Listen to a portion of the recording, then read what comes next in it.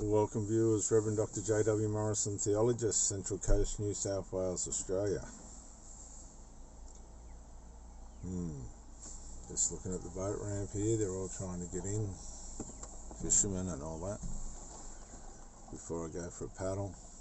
I had a calibration dream last night that was great, and part of my conflict with my last breakup was, and has been, why wasn't this person put in order? The little golden child, malignant narcissist. Well, the problem that you've got to realize is with emotional incest, these people are enmeshed. And while you're sleeping with the family member, right, and you know how important and valuable that is, the enmeshment between the family members, the emotional incest, is more important than you. Okay, it's gone beyond a maternal bond. These people are surrogated to each other. They've taken each other on, whether they realize it or not, as partners. And you're just a source of supply, company. And this is the situationship. I call it evil. People call it situationship, which sort of washes over how evil it is. But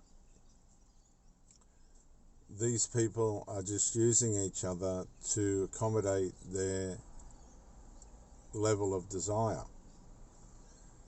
Now, you'll never build anything with these people. If you have a look at their life, usually they're relatively selfish. It could be selfish by way of the things that they have. It could be like in terms of possessions. They could be selfish by way of their habits, their addictions and their substance abuses and all this other stuff. They'll make room for their addictions. And what I mean by selfish is, despite the relationship, they're not going to care if they have a relationship or not, as long as they've got their addiction. These people have no intention of changing. They can't change. Their lifestyle's been this way too long. It is a part of their lifestyle, and the darkness has programmed them to stay this way, and they've got every intention of staying that way. They'll say that it's medicinal, but it's not. It's actually something that they like doing. They like the sensation and the feelings of it all.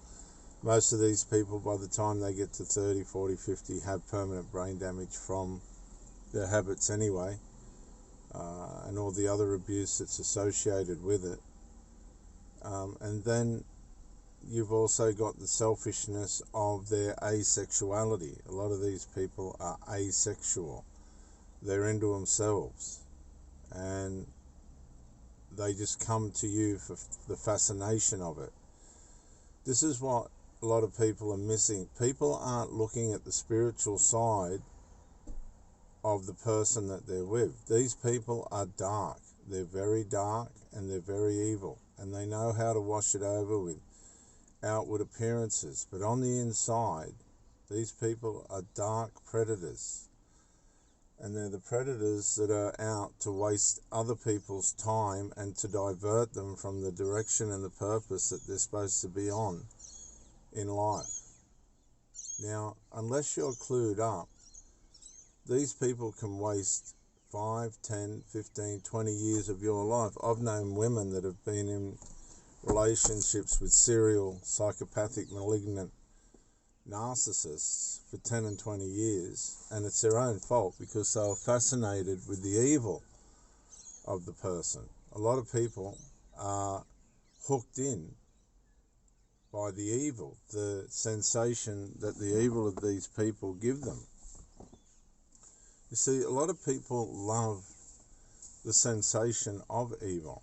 There is an element of evil in desire, and people want this need met.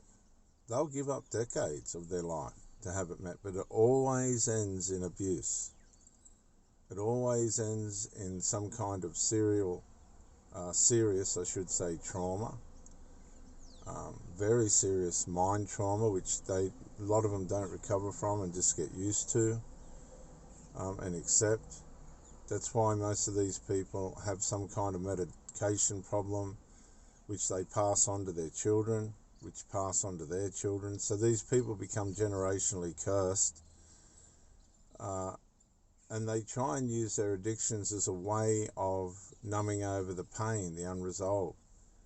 And it just doesn't work. They end up just going to the grave bent, twisted, ill. You see their facial features start to go gaunt,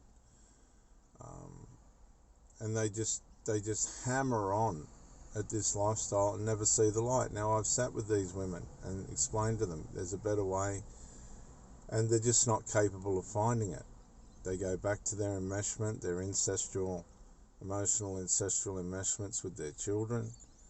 Their children are twisted and bent, and hostile and horrible people, who you'd never want your children to be mixed up with. They wreck each other's relationships, and they've got no idea of how bad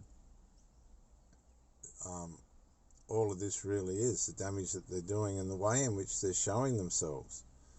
As I said before, I've sat with these mothers and gone, does this person know how infantile they look? Do they know what they're actually doing? Like, this is not normal behaviour. And they'll just go, oh, no, I've never seen this before. But they have, because they're the ones. Guess what parents do? Parents teach their children how to live. So guess who's domesticated this person to be this way?